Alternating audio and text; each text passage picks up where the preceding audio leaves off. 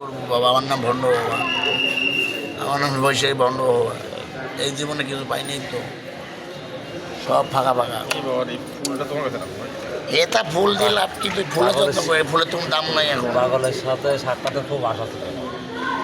বাপরে, আমরা পাগল হতে পারি না, এটা করলে সেরেক হয়। আমরা কোথায় কোথায় এখন বর্তমানে আমরা সেরেক বেশি করতেছি।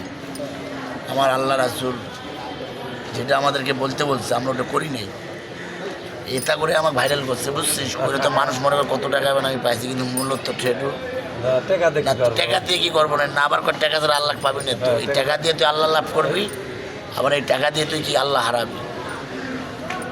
কি কইছি? এই টাকা দিয়ে তুই আল্লাহকে পাবি, আবার কি এই টাকা দিয়ে তুই আল্লাহকে হারাবি।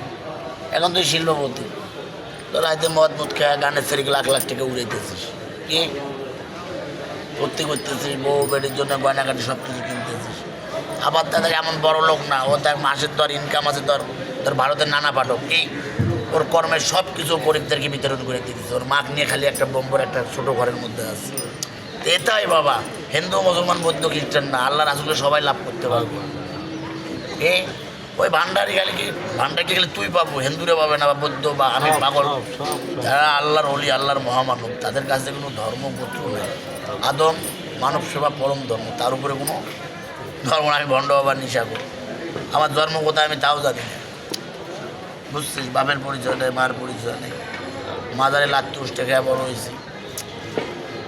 আর কি করার আছে? জয় হোক সবার, আল্লাহ সবার মঙ্গল করুন। পাগলের সাথে খুব আশা ছিল, সাক্ষাৎ হবে, দয়াল মিলায় দিয়েছে। ঘরটা ঠিক করে দিবেন।